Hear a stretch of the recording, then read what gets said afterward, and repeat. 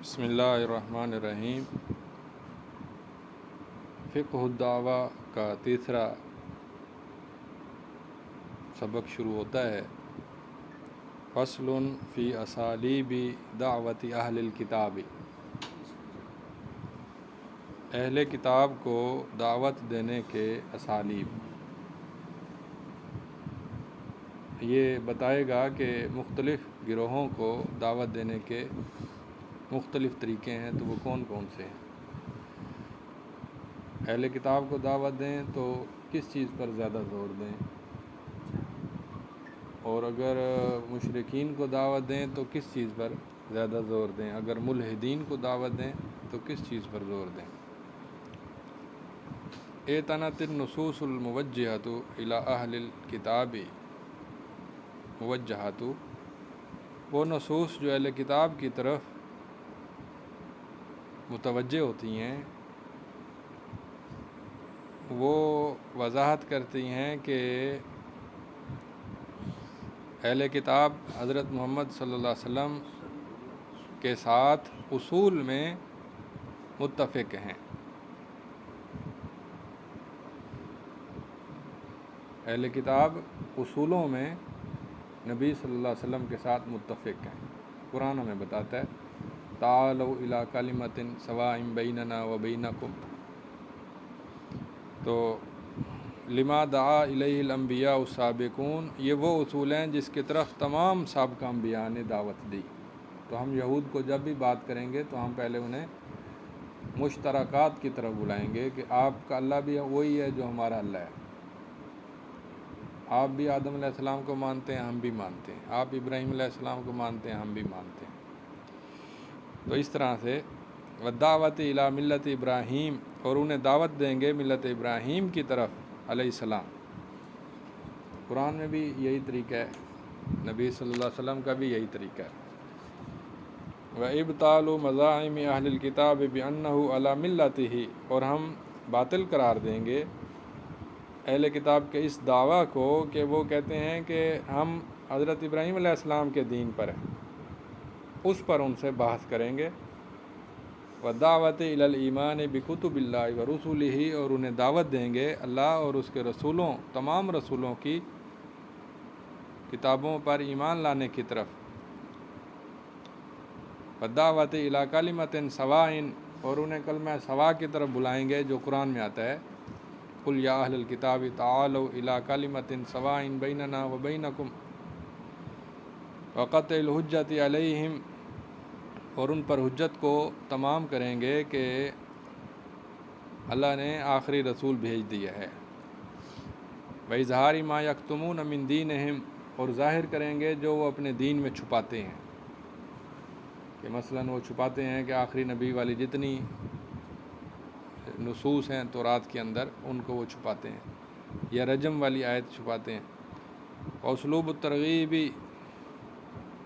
وَتَذْكِيرُ بَنِي إِسْرَائِيلَ بِنِعَمِ اللَّهِ عَلَيْهِمْ، اور ترغیب کا اسلوب استعمال کریں گے اور بنی اسرائیل کو نصیحت کریں گے اللہ کی نعمتوں کے ساتھ، جیسا کہ قرآن میں آتا ہے یا بنی اسرائیل اذکروا نعمتی التی انعمت علیکم، اس طرح سے۔ وتعنیبہم، اور ان کو جھنجھوڑیں گے علی عدم اسلامہم، اسلام نہ لانے پر انہیں جھنجھوڑیں گے۔ والتحدید والانذار بالعقوبۃ، اور انہیں اللہ کے عذاب سے ڈرائیں گے۔ وإخبارهم بأن القرآن يقص عليهم الحق في خلافاتهم، اور انہیں خبر دیں گے کہ قرآن ان کے تمام اختلافات میں حق کی وضاحت کرتا ہے۔ وبیان سبب اختلافهم في الدین، اور ان کے دین میں اختلاف کا سبب بھی بیان کریں گے کہ وہ عناد اور سرکشی ہے۔ یہ اہل کتاب کے ساتھ ہماری گفتگو کا موضوع تھا۔ اس کے بعد ہے فصل فی اسالیب دعوت المشرکین، مشرکین کو دعوت دینے کے اسالیب، مشرک کے ساتھ ہم کیسے بات کریں گے۔ اعتنت النصوص الموجہۃ للمشرکین بذکر الاسئلۃ التی تفہم المشرکین، وہ جو نصوص متوجہ ہوتی ہیں مشرکین کی طرح، وہ بتاتی ہیں کہ ان سے ایسے سوال کریں کہ وہ چپ ہو جائیں، تفہمو کا مطلب لاجواب کر دیں۔ جیسا کہ قرآن میں آتا ہے ان سے پوچھو زمین آسمان کا مالک رب کون ہے، وہ کہیں گے اللہ ہے، تو پھر ان کو کہو کہ تم پھر اللہ کو چھوڑ کر کدھر بھٹکتے پھر رہے ہو، پھر اسی سے مانگو جو مانگنا ہے۔ وَالْاحْتِجَاجُ عَلَيْهِمْ بِاعْتِرَافِهِمْ، اور ان پر حجت قائم کریں گے کہ وہ پہلے سے مانتے ہیں توحید ربوبیت کو اور توحید الوہیت کو بھی مانتے ہیں شدائد کے وقت، کہ جب مصیبت آن پڑتی ہے تو وہ مشرک بھی ایک اللہ کو پکارتے تھے۔ ودعوت عن طریق سوال والجواب، ان سے سوال جواب کے طریقے پر دعوت ہوگی جیسے قرآن میں ہے۔ وذکر البراہین العقلیت علی وحدانیت اللہ، اور عقلی دلائل بھی دیں گے اللہ کی وحدانیت پر، جیسے قرآن میں آتا ہے کہ اگر ڈھیر سارے خدا ہوتے تو زمین اور آسمان تباہ و برباد ہو جاتے۔ والاستدلال بالمتقابلات، اور متقابلات کے ساتھ استدلال کریں گے۔ متقابلات کی مثال نیچے آتی ہے، افمن یخلق کمن لا یخلق افلا تذکرون، کیا جو پیدا کر سکتا ہے کیا وہ اس من گھڑت خدا کی طرح ہو سکتا ہے جو پیدا نہیں کر سکتا؟ اللہ کے علاوہ جتنے ہستیاں ہیں جن کو لوگ پوجتے ہیں وہ کچھ بھی نہیں پیدا کر سکتے۔ تو یہ متقابلات کا طریقہ ہے۔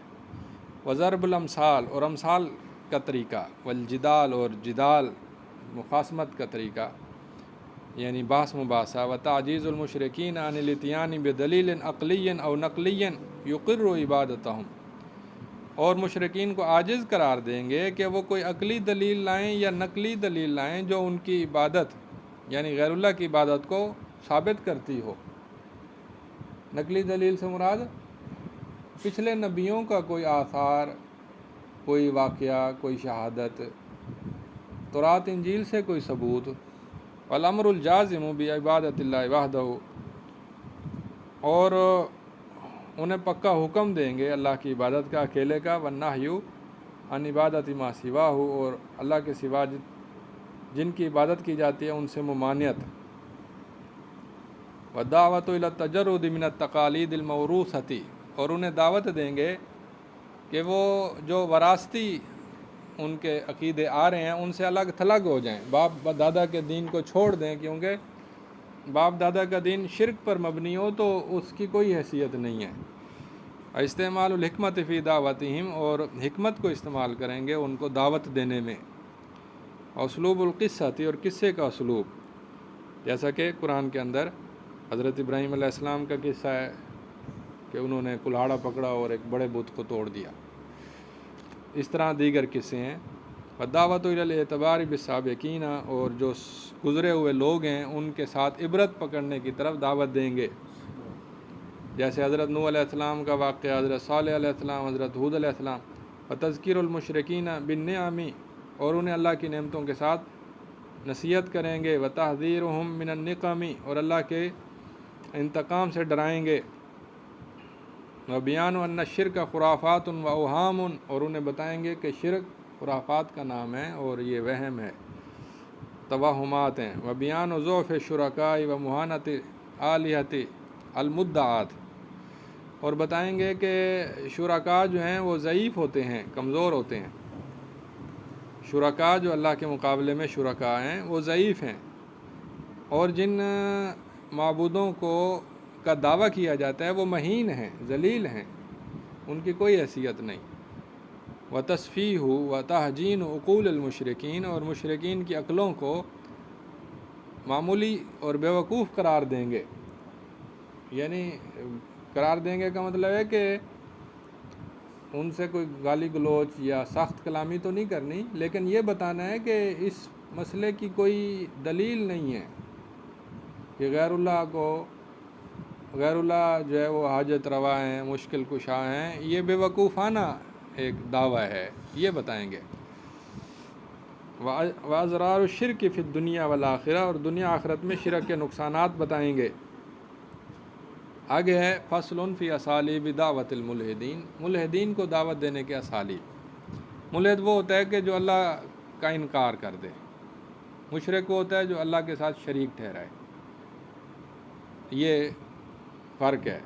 ملحد مشرک سے زیادہ گزرا ہوا ہوتا ہے، مشرک کے ساتھ ایک تھوڑی سی قربت یہ ہوتی ہے کہ وہ اللہ کو مانتا ہے کہ اللہ کا وجود ہے، اللہ کو سب سے بڑا بھی مانتا ہے، لیکن وہ اللہ کے ساتھ دوسروں کو سجدہ کرتا ہے یا نظر و نیاز یا دعا اور پکار کے لائق سمجھتا ہے، یہ شرک ہے ان کا۔ ملحد وہ ہے جو کہتا ہے اللہ ہے ہی نہیں، یہ زیادہ خطرناک ہے۔ تتمیزو، نبی صلی اللہ علیہ وسلم کے دور میں ملحد نہیں ہوتے تھے عام طور پہ، اللہ قلیل کوئی، لیکن مشرک سارے تھے۔ تتمیز دعوت الملحدین بذکر الادلۃ العقلیۃ علی وجود الخالق، ملحدین کو جو دعوت دیں گے وہ ممیز ہوگی عقلی دلائل کے ساتھ، جیسا کہ خالق کا وجود ہے دلیل سببیت کے ساتھ، اور وہ سببیت وہ نیچے موجود ہے وہ دلیل کے۔ حضرت ابو حنیفہ رحمہ اللہ کہتے ہیں کہ ان کا ایک ملحد سے مناظرہ ہو گیا، وہ ٹائم طے ہوا، حضرت ابو حنیفہ ٹائم پر نہ پہنچ سکے، دیر سے پہنچے، ملحد کو موقع مل گیا، اس نے اعتراض کر دیا کہ آپ اتنے بڑے آدمی ہیں، دیر سے آئے ہیں، آپ نے کیا مناظرہ کرنا ہے؟ انہوں نے کہا کہ مجھے دیر ہو گئی، اس کی وجہ تھی، میں نے جہاں سے آنا تھا نا تو وہاں پر درمیان میں دریا ہے، تو میں انتظار کر رہا تھا تو کوئی کشتی نہیں آ رہی تھی، اچانک مجھے ایک کشتی نظر آئی کہ وہ بغیر ملاح کے چلتی ہوئی میرے پاس آ گئی، میں اس پر سوار ہو گیا، وہ بغیر ملاح کے وہ چلنے لگ گئی، اس نے مجھے دوسری طرف پہنچا دیا، تو میں اترا اور پھر آگے۔ اس نے کہا نہیں ایسے نہیں ہو سکتا، اس نے کہا جب ایسے نہیں ہو سکتا تو اتنا بڑا زمین آسمان پھر کیسے چل سکتا ہے؟ تو مناظرہ شروع ہونے سے پہلے ہی جیت گئے۔ یہ ہے سببیت کی دلیل، ٹھیک ہے؟ اس نے تو نیچے بڑی تشریح کی ہے، میں نے آپ کو مختصر سنایا ہے۔ تو زمین آسمان کے اندر بڑا نظم و ضبط ہے، اس کی کروڑوں گراریاں ہیں زمین آسمان کی، اور وہ گراریاں آپس میں موافق ہیں، ایک گراری بھی خراب ہونا پورا زمین آسمان تباہ ہو جائے۔ تو آپ ایسے سمجھ لیں کہ جیسے ہم کوئی جملہ بولتے ہیں الف با تا تھا، یہ الف با تا تھا ہم ڈھیروں لفظ لکھ لیں، پرچیاں بنا لیں الف با تا، الف الگ با الگ تا الگ، کروڑوں پرچیاں بنا لیں اور ان کو ایک بکسے میں رکھ کے ان کو گھمائیں، پھر پرچیاں باہر نکالیں اور وہ ترتیب سے کہ غزل لکھی ہوئی آ جائے، غالب کی غزل یا علامہ اقبال کی، ایسے ہو سکتا ہے؟ تو زمین آسمان بھی اسی طرح سے ہزاروں لاکھوں کروڑوں گراریوں سے چل رہے ہیں جو آپس میں بڑی منظم ہیں۔ و دلیل الاتقان، دلیل اتقان بھی یہی ہے کہ اللہ فرماتے ہیں کہ کیا تم دیکھتے ہو زمین میں کوئی تفاوت، کوئی کجی، کوئی خرابی، کوئی اٹکن، کوئی رکاوٹ؟ چل رہے ہیں صدیوں سے، زمین آسمان چل رہے ہیں۔ والفطرت سلیمہ، فطرت سلیمہ جو ہے اس کی بھی دلیل دی ہے۔ فطرت سلیمہ کی دلیل نیچے آتی ہے کہ فطرت اللہ التی فطر الناس علیہا، کہ انسان کی جو قدرتی تخلیق ہے نا وہ اللہ کو مانتی ہے۔ جو بچہ ہوتا ہے یا بچہ اگر اس کے ماں باپ یہودی عیسائی نہ ہوں تو وہ فطرت سلیم پر ہوتا ہے، قدرتی طور پر وہ اللہ کو تسلیم کرے گا۔ والآیات الکونیہ، آیات کونیہ جو قرآن کے اندر اللہ کی رب ہونے کی آیتیں ہیں وہ کونیہ ہیں۔ وَهَكَذَا ذِكْرُ الْأَدِلَّةِ الْعَقْلِيَّةِ، اسی طرح نبی صلی اللہ علیہ وسلم کی نبوت کی سچائی پر عقلی دلائل ہیں، وہ آپ پیش کریں ملحد کو۔ بذکر البشارات سابقۃ بہ صلی اللہ علیہ وسلم، کہ سابقہ بشارات کا ذکر کریں، وَأَحْوَالُهُ قبل البعثۃ، اور آپ کے احوال کا ذکر کریں بعثت سے پہلے، کہ بعثت سے پہلے جو نبی عام زندگی میں جھوٹ نہ بولتا ہو وہ اتنے بڑے رب پر کیسے جھوٹ بولے گا؟ ناممکن ہے۔ وما جرا لہ من شک صدرہ، اور آپ کو جو شک صدر ہوا وہ واقعہ سنائیں۔ آج کا ملحد تو وہ نہیں سنے گا، آج کا ملحد نہیں سنے گا، لیکن وہ والی بات درست ہے کہ جو نبی ساری زندگی جھوٹ نہ بولتا ہو وہ اس بات میں کیسے جھوٹ بولے گا کہ میرے اوپر وحی نازل ہوتی ہے، اتنا بڑا جھوٹ بھی کوئی بولتا ہے بندہ. تو وَإِسْتِخْرَاجُ حَظِّ الشَّيْطَانِ مِنْهُ، اور شیطان کا حصہ نکال لیا گیا شق صدر کے ذریعے، یہ ملحد کو بتایا جا سکتا ہے. وَتَحَسُّسِ بَعْضُ أَهْلِ الْكِتَابِ لِنُبُوَّتِهِ، اور یہ بتائیں گے ملحد کو کہ اہل کتاب آپ کی نبوت کے لیے پہلے سے ہی منتظر تھے، متلاشی تھے. وَأُمِّيَّتِهِ، اور پہلے سے ہی جانتے تھے کہ وہ ان پڑھ ہوگا. وَمَا فِيهَا مِنَ الْعِبَرِ، اور جو اس کے اندر عبرتیں ہیں وہ پہلے سے ہی جانتے تھے اور یہ بیان کیے جائیں. وَهَكَذَا دَلَالَاتُ النُّبُوَّةِ الَّتِي أَيَّدَ اللَّهُ بِهَا نَبِيَّهُ صلی اللہ علیہ وسلم. اسی طرح نبوت کے وہ دلائل کہ جو اللہ نے اپنے نبی صلی اللہ علیہ وسلم کی نبوت کی دلالت کے لیے پیش کیے، جو اللہ نے بیان کیا کہ میرا نبی سچا ہے، دیکھو اس کا قرآن پڑھ لو. یہ قرآن اگر کوئی انسان بنا کر دکھا سکے تو بنا کے دکھا دو، کل قرآن الکریم جیسا کہ قرآن کریم. والاسراء، اور اسراء، والمعراج، اور معراج، وانشقاق القمر، اور چاند کا 2 ٹکڑے ہونا. ونبع الماء من بین یدی، اور آپ کے ہاتھوں سے پانی کا چشمے کی طرح پھوٹ پڑنا. یہ معجزات ملحدین کو سناؤ. تو ملحدین کی اقسام ہیں. ملحدین کی کچھ اقسام وہ ہیں کہ جو پرانے دور کے تھے، ان کے لیے یہ باتیں ٹھیک ہیں. کتاب کا جو مصنف ہے نا، وہ اس کے ذہن میں پرانے ملحد ہیں. جو آج کل کے ملحد ہیں نا، وہ ذرا مختلف ہیں، ان کے ساتھ بات چیت کا انداز اور ہوگا. نئے ملحدین کا کیا طریقہ کار ہوگا، اس میں آپ اگر کچھ پڑھنا چاہیں تو وہ کتاب ہے چھوٹی سی سید مودودی کی، وجود اللہ تعالیٰ کا وجود، نبی صلی اللہ علیہ وسلم کی نبوت اور آخرت کا عقلی اثبات. وہ زیادہ موضوع ہیں آج کل کے ملحد کے مقابلے میں. ٹھیک ہے. اسی طرح سید مودودی کی اور کتاب ہے جیسے اسلامی تہذیب اور اس کے مبادی و اصول، یہ ملحدین کے مقابلے میں اچھی ہیں. سید مودودی جدید الحاد کو زیادہ جانتے تھے بنسبت اس مصنف کے، اس لیے وہ بہتر ہیں جب الحاد کا مقابلہ کرنا ہو. ٹھیک ہے. جب سلف صالحین کو پڑھنا ہو تو پھر سید مودودی ضروری نہیں ہے، پھر آپ سلف صالحین کو پڑھیں جو امام ابن تیمیہ، امام ابن قیم. تو آگے ہے و تکثیر ہی، اور پانی کا کثرت سے انگلیوں سے نکلنا. و تکثیر و طعامی، اور کھانے کا وافر مقدار میں پیدا ہو جانا. و تسلیم الحجر علیہ قبل النبوتی، اور پتھروں کا آپ کو سلام کہنا نبوت سے پہلے. و حنین الجزعی، اور تنے کا رونا، پتہ ہے نا ایک تنا روتا تھا. و اجابت دعا ہی، اور آپ کی دعا کا قبول ہونا. بنزول الغیث، بارش کے نازل ہونے کے ساتھ. و ہدایت امی ابی ہریرہ رضی اللہ عنہ للاسلام، اور آپ کی دعا سے حضرت ابو ہریرہ کی ماں مسلمان ہو گئی. و دعا لانس ابن مالک رضی اللہ عنہ، اور آپ نے حضرت انس کے لیے دعا کی کہ اللہ اس کے اولاد میں، اس کی زندگی میں برکت ڈال. تو ان کی جب وہ فوت ہوئے تو ان کے 80 کے لگ بھگ پوتے پوتیاں وغیرہ تھے.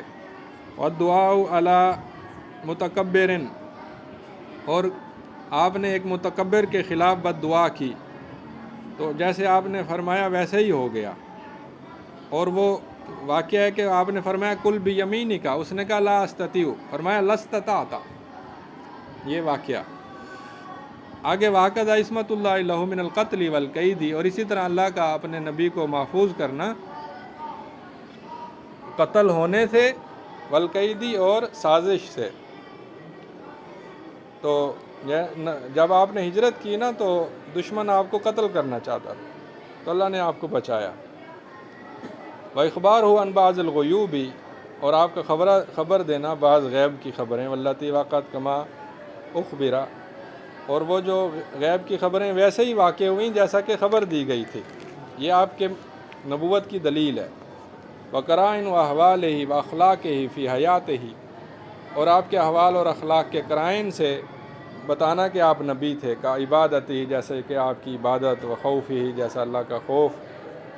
سبحانہ و تعالیٰ کا، و صدقہ و صدقہ اور آپ کی سچائی، و تصدیق اقاربہ اور آپ کے رشتہ داروں کی تصدیق، و تصدیق خصومہ اور آپ کے دشمنوں کی تصدیق کہ آپ سچے تھے، و اعدائہ لہ اور آپ کے دشمنوں کی، و تواضعہ اور آپ کے تواضع، و عفوہ اور آپ کی درگزری، حلم اور جود ہو آپ کی سخاوت اور کرم۔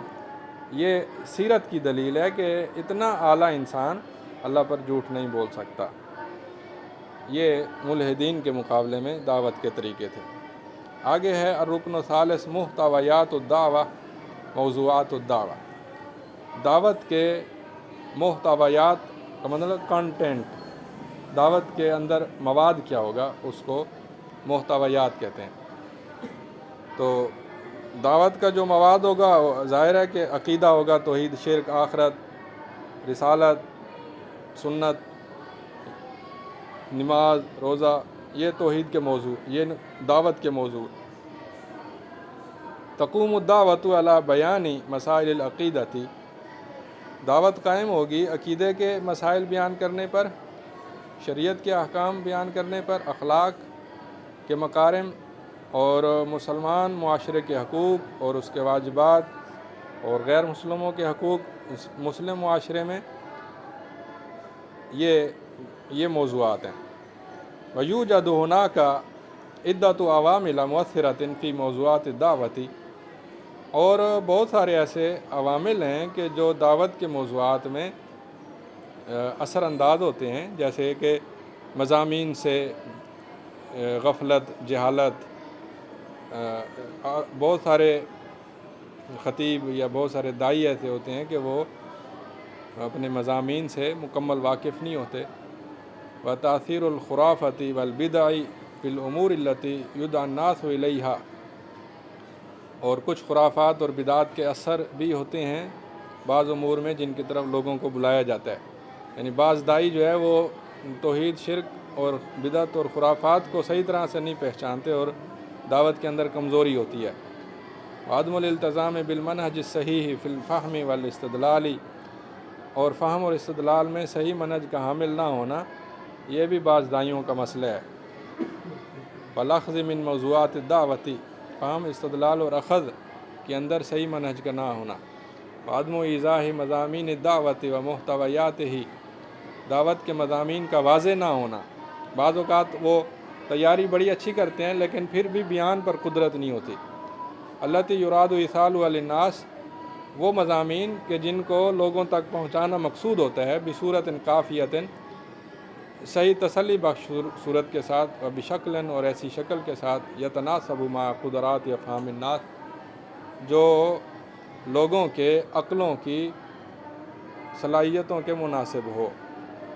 وعدم الاہتمام الکافی من قبل بعض مناہج الدراست والتربیت والتعلیم فی العالم الاسلامی، اور یہ بات بھی ہے کہ عالم اسلامی میں تعلیم، تربیت کے جو مناہج ہیں وہ دعوت کے منہج کے مضامین کے ساتھ موافق نہیں ہیں، اور دونوں کے درمیان باہمی تعلق مضبوط نہیں ہے۔ یعنی بچہ عالم فاضل بن جاتا ہے لیکن وہ دعوت کا ماہر نہیں بنتا، تو کچھ نہ کچھ فرق ہے۔ وتقدیمہ للطلاب والطالبات فی مختلف مراحل التعلیم بصورت طیبۃ واضحۃ مفہومۃ،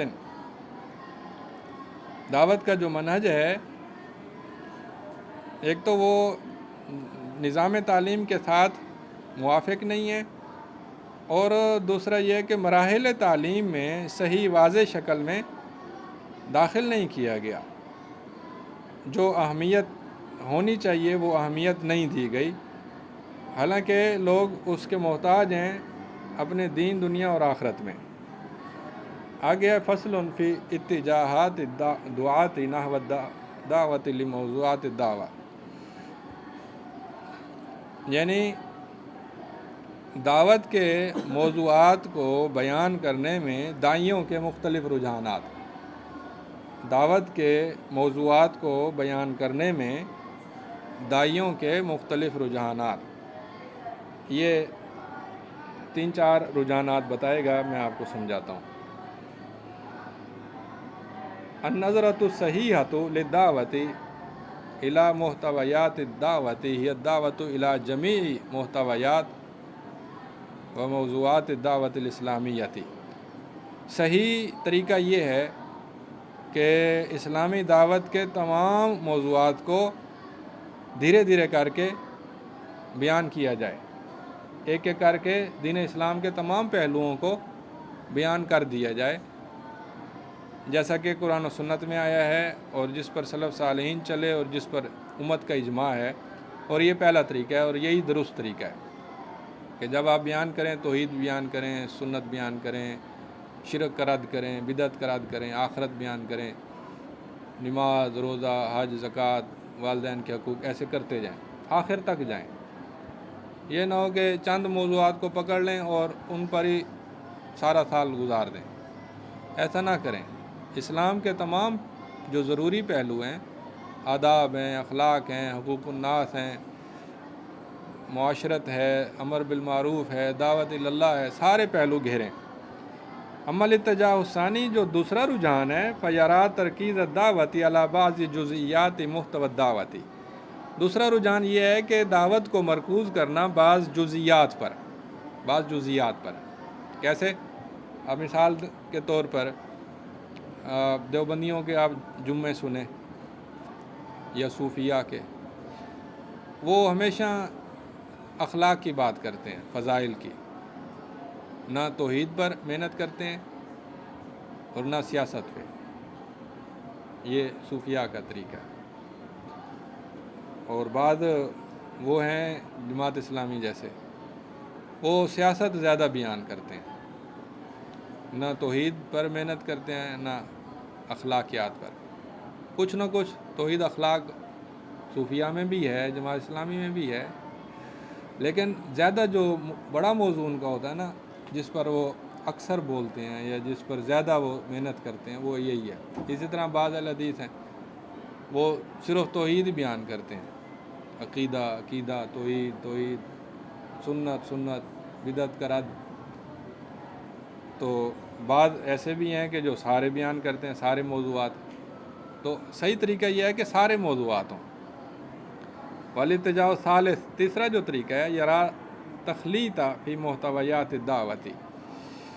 تیسرا طریقہ یہ ہے کہ دعوت کے محتویات کو آپس میں خلط ملط کر دیا جائے، وتلفیق الدعوتی من محتویات عدیدۃ مقتبسۃ من تنظیرات و فلسفات متنوعۃ اسلامیۃ وغیرہ۔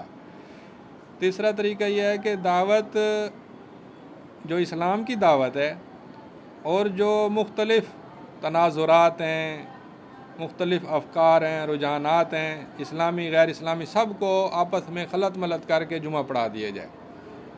اس کی مثال ایسے ہے، جیسے آپ دیکھیں کہ بعض لوگ نا جمعے کے اندر سیاست بہت بیان کرتے ہیں، فلاں نے یہ کہا، فلاں نے یہ کہا۔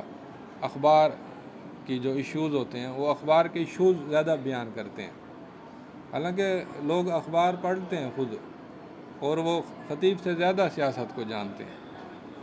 تو اس کے اندر نا پھر معجون مرکب بن جاتا ہے، دین کی باتیں بھی آ جاتی ہیں اور دوسری باتیں بھی آ جاتی ہیں۔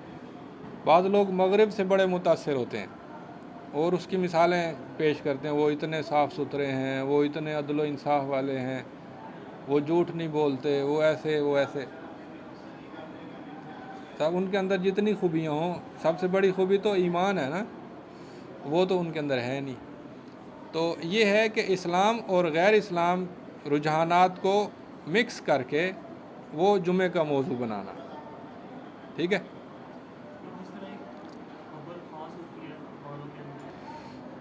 آگے ہے الرکن الرابع وہو وسائل الدعوتی، دعوت کے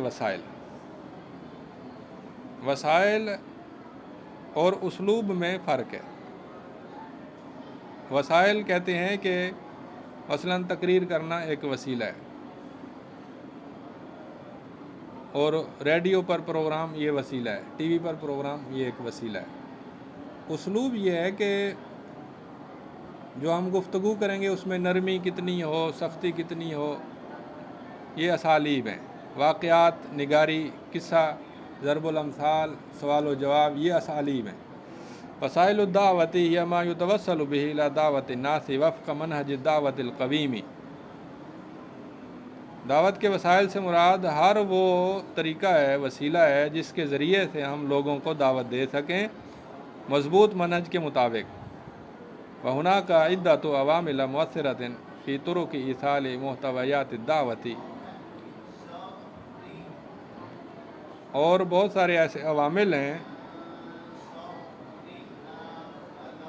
جو کہ دعوت کے موضوعات کو پہنچانے میں اثر انداز ہوتے ہیں،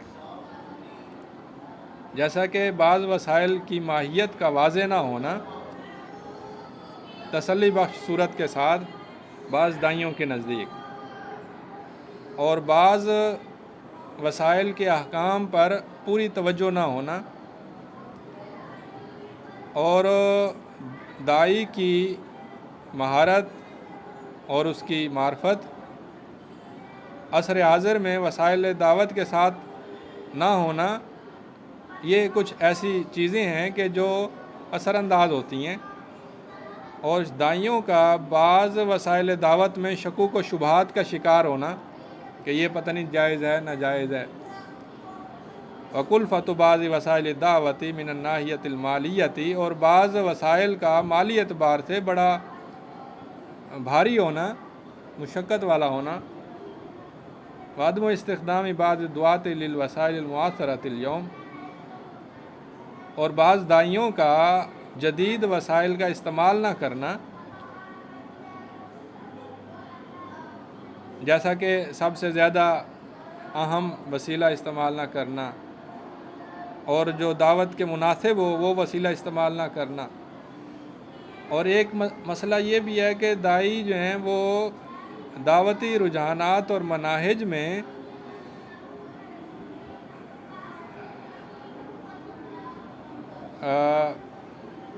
ایسے طریقے استعمال کرتے ہیں کہ وہ بعض وسائل پر پابند ہو جاتے ہیں اور ان سے آگے پیچھے نہیں ہوتے، جس کی وجہ سے وہ بہت سارے وسائل کو نہیں پہنچ سکتے، اور ان کا افادہ جو ہے لوگوں تک نہیں پہنچ سکتا، اور ان کا اثر کم ہو جاتا ہے۔ تو یہ اشارہ ہے اس بات کی طرف کہ بعض لوگ صرف جمعے تک محدود ہیں، بعض وہ ہیں کہ جو صرف سوشل میڈیا پر محدود ہیں۔ ایسا نہیں ہونا چاہیے، ہمہ گیر کوشش کرنی چاہیے۔ اگر کسی کے پاس طاقتور وسائل موجود ہیں تو وہ سارے استعمال کریں۔ فصل فی حکم وسائل دعوتی، دعوت کے وسائل کا حکم۔ حاصل وسائل منہا ما دل النص علی مشروعیتها، بعض وسائل وہ ہیں کہ جن کے مشروع ہونے پر قرآن حدیث کی نصوص دلالت کرتی ہیں، تو کسی کے لیے جائز نہیں ہے کہ ان کو منع کرے یا ان کو حرام قرار دے، جیسے خطاب ہے، جمعہ پڑھانا، درس دینا، یہ جائز ہیں۔ ومنہا ما دل النص علی منعها، بعض وسائل ایسے ہیں کہ جن کو ممنوع قرار دینے پر شریعت نے نص بیان کی ہے کہ یہ والے طریقے نہیں استعمال کرنے۔ فلا یجوز للداعیۃ استخدام هذا النوع من الوسائل والاسالیب، تو داعی کے لیے جائز نہیں ہے کہ وہ ایسے وسائل اور اسالیب استعمال کرے کہ جو شریعت میں ممنوع ہیں۔ مثلاً کیا ممنوع ہے؟ مثلاً عورت جمعہ نہیں پڑھا سکتی۔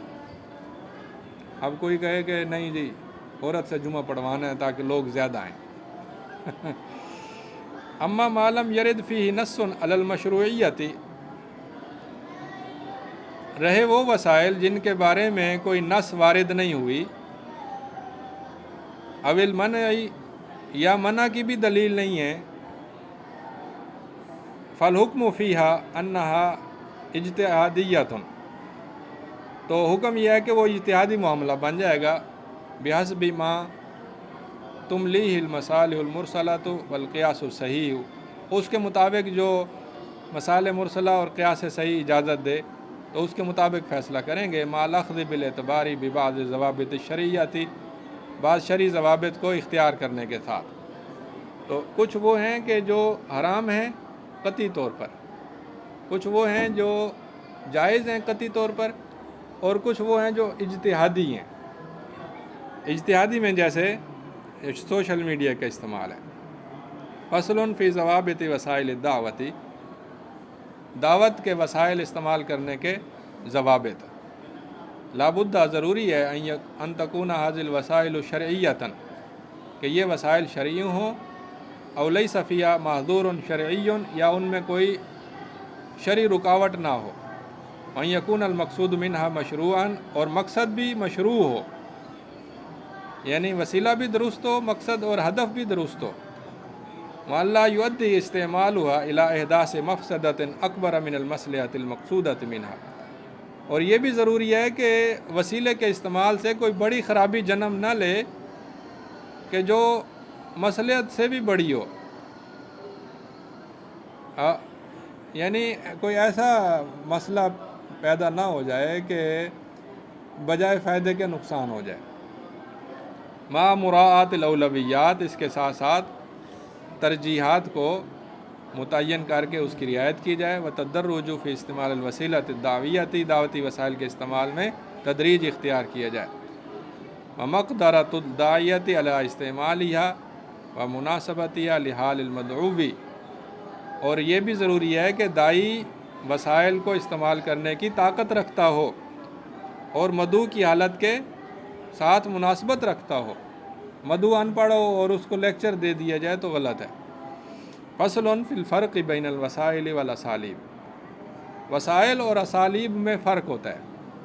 بڑا پیارا فرق اس نے بتایا ہے۔ کہتا ہے کہ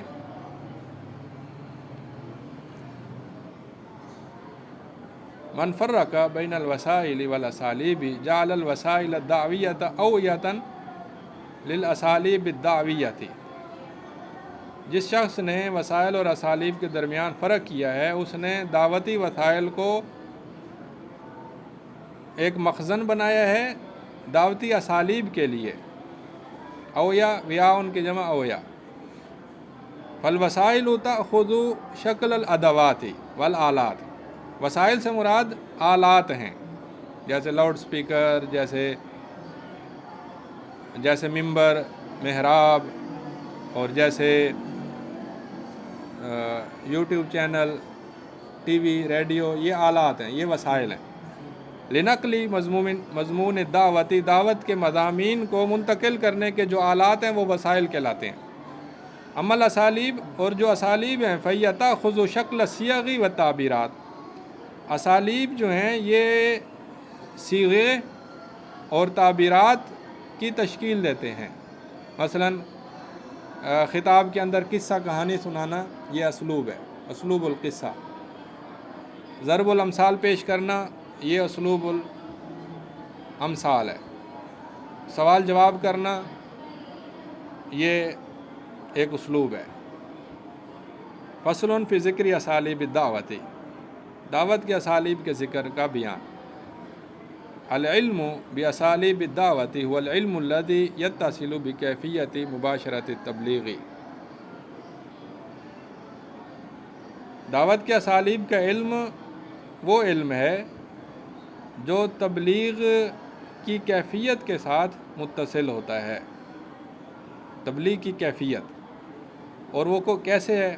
کہتا ہے کہ مشہور جو اسالیب ہیں بڑے بڑے، وہ ہے ایک القصص، قصے ہیں، اور دوسرا ضرب الامثال ہیں، تیسرا مکالمہ ہے۔ یہ اسالیب ہیں۔ تو اب قصوں کی تفصیل بیان کرے گا۔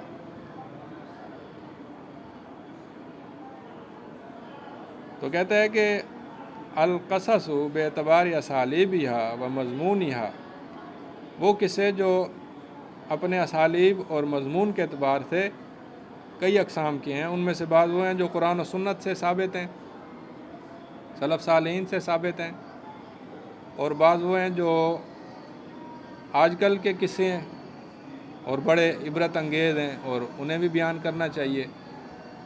او ما لم یعلم انہ کذب من الاسرائیلیات، یا بعض قصے وہ ہیں کہ جو اسرائیلیات سے ہیں اور ان کا پتہ نہیں ہے کہ وہ سچے ہیں یا جھوٹے ہیں۔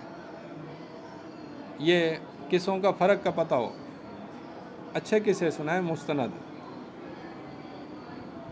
ومن فرق بین القاص والواعظ والمذکر، قصہ گو اور واعظ اور مذکر کے درمیان بھی فرق ہے۔ المذکر جو فرق کرتا ہے، وہ جعل المذکر الذی، مذکر وہ ہوتا ہے الذی یذکر الناس، جو لوگوں کو یاد دلائے آلاء اللہ، اللہ کی نشانیاں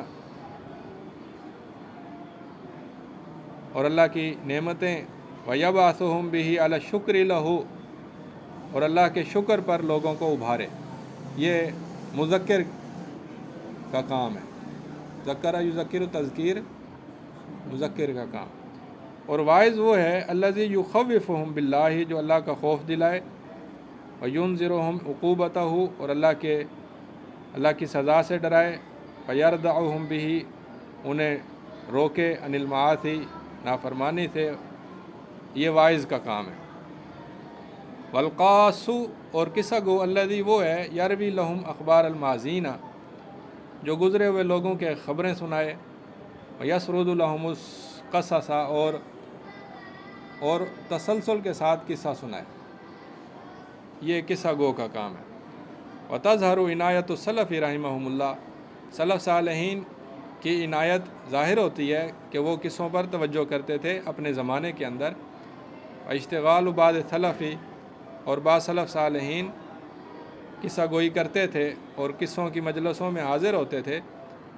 وانکارہم، اور وہ سختی کرتے تھے، علی، اس شخص پر، من ضل، جو پھسل جاتا قصہ گو لوگوں میں سے، جو انحراف کا شکار ہوتا، اس پر وہ سختی کرتے، اس کو برا بھلا کہتے کہ ایسا نہیں کرنا چاہیے۔ فالوعظ بالقصص من اعظم اسالیب الوعظ، قصوں کے ساتھ وعظ کرنا یہ وعظ کے طریقوں میں سب سے بڑا طریقہ ہے، کیونکہ قرآن کے اندر بھی قصے ہیں، تو ہر جمعے کے اندر کوئی چھوٹا موٹا ہلکا پھلکا قصہ ہونا چاہیے۔ وذالک ان النفس البشریۃ مجبولۃ علی محبت القصص، اس کی وجہ یہ ہے کہ انسانی نفس جو ہے وہ قصوں کی محبت پر فطری طور پر تخلیق کیا گیا ہے۔ والمیل الیہا، اور اس کا میلان ہے، وربطیہ بالواقع المعایشی، اور قصہ جو ہوتا ہے وہ عام زندگی کے واقعات کے ساتھ مربوط ہوتا ہے۔ ما مشتملت علیہ القصۃ من سہولت الاسلوب، اس کے ساتھ ساتھ قصے کے اندر آسان اسلوب ہوتا ہے، وعنصر التشویق، اور شوق کا عنصر ہوتا ہے۔ کما نہ تجسد الاحداث، اس کے ساتھ ساتھ یہ واقعات کو عملی شکل میں بیان کرتا ہے، علی شکل اشخاص، ایسے اشخاص کے طریقے پر کہ جو حرکت کرتے ہیں، جن کے ساتھ دل حرکت کرتے ہیں۔ یعنی قصوں کے اندر ایسے بیانات ہوتے ہیں، ایسے واقعات اور ایسے منظر نگاری ہوتی ہے اور ایسے شخصیت نگاری ہوتی ہے کہ دل اس سے متحرک ہوتا ہے۔ وَيَدُورُ مَعَهَا الْفُؤَادُ، اور دل گردش کرتے ہیں۔ وَتَنْشَطُ لَهَا الْعُقُولُ وَالْآذَانُ، اور عقلیں بھی تیز ہو جاتی ہیں اور ذہن اور کان بھی تیز ہو جاتے ہیں۔ وَفِي الْقِصَّةِ بِيَانٌ لِسُنَنِ اللَّهِ تَعَالَى، اور قصوں کے اندر اللہ کی سنتوں کا بیان ہوتا ہے، فی خلقہ، اس کی مخلوق میں، من الامم والجماعات والافراد، امتوں میں سے اور جماعتوں میں سے اور افراد میں سے۔ تو اللہ نے امتوں کے بھی قصے سنائے، جماعتوں کے بھی قصے سنائے، اور اللہ نے افراد کے بھی قصے سنائے۔ وتعد من اکبر وسائل التعلیم والنصح العملی، اور قصہ جو ہے یہ تعلیم کے وسائل میں سے سب سے بڑا وسیلہ ہے اور عملی نصیحت میں سے سب سے بڑی نصیحت ہے۔ اما ذالک، اور اس کے ساتھ ساتھ فلا بد، پر ضروری ہے، من الالتزام بالصدق والواقعیت، کہ سچائی کو لازم پکڑا جائے اور واقعیت کو لازم پکڑا جائے، عند ایراد القصص، قصوں کو وارد کرنے کے ساتھ۔ وان تساق القصۃ مساقا حسنا، اور قصوں کو چلایا جائے اچھے طریقے سے، یجمع بین براءۃ اسلوبہا، اس کا اسلوب بھی اچھا ہو، شاندار ہو، وحسن ارادہا، اور اس کو بیان کرنا بھی بڑا اچھا ہو، ان یقصد منها العبرۃ والعظۃ، اور اس سے عبرت اور واعظ مقصود ہو، وان تعرض بالقدر المعقول، وان تعرض بالقدر المعقول، اور معقول طریقے پر انہیں پیش کیا جائے، بحیث لا تکون علی حساب غیرہا من الاسالیب، کہ دیگر اسالیب کے اوپر کوئی نقصان نہ ہو، یعنی جب قصہ بیان کریں تو قصہ ایسے طریقے سے بیان کریں کہ دیگر اسالیب کا نقصان نہ ہو۔ مثال کے طور پر قصہ سناتے سناتے پورا جمعہ ہی گزر جائے، نہ کوئی مبادیات ہوں، نہ کوئی نتائج ہوں، نہ کوئی پیشکش جو ہوتی ہیں، جو فکری معلومات ہوتی ہے، نہ وہ ہو، تو ایسے نہیں ہونا چاہیے۔ قصہ سنائیں کہ دوسرے اسالیب کو نقصان نہ ہو۔ والحذر من القصص الواہیۃ، اور جو واہی قصے ہیں ان سے بچا جائے۔ وَأَلَّا تَطْغَى اخبار المتاخرین، اور ضروری ہے کہ جو پچھلے لوگوں کے واقعات ہیں وہ قرآن کے قصوں پر غالب نہ آ جائیں۔ بعض ایسے گروہ ہیں جو قصے بیان کرتے ہیں تو ایسے قصے بیان کرتے ہیں جو قرآن حدیث ایک طرف پیچھے رہ جاتا ہے، اور ان کے من گھڑت قصے یا واہی قصے یا جھوٹے قصے بہت آگے نکل جاتے ہیں۔ جیسے ایک قصہ ہے کہ ملتان کے اندر ایک بزرگ ہیں، انہوں نے اپنی مچھلی انہوں نے تلنی تھی، تو انہیں آگ نہیں مل رہی تھی۔ انہوں نے سورج کو کہا نیچے اتر، وہ نیچے اترا، انہوں نے اس کے ساتھ اس مچھلی کو بھونا اور کہا چل واپس چلا جا۔ اب اس قسم کے قصے سنائیں تو متاخرین کے جھوٹے قصے، من گھڑت قصے قرآن حدیث پر غالب نہ آ جائیں۔ اخبار الرعیل الاول من سلف الامت، اور جو اس سلف امت کے جو پہلا گروہ ہے اس کی خبریں سنائی جائیں، صحابہ تابعین کی۔ مالاخذ بالاعتبار ان البشر مہما اعلی شانہم ارتفع قدرہم، اور یہ بتلایا جائے کہ انسان جتنی بلندیوں تک پہنچ جائے اور جتنی ان کی قدر و منزلت بڑھ جائے، فلن تکون اعمالہم حجۃ مطلقۃ، انسانوں کے اعمال حجت مطلق نہیں بن سکتے جب تک کہ انہیں نبی صلی اللہ علیہ وسلم کی سیرت پر پیش نہ کیا جائے۔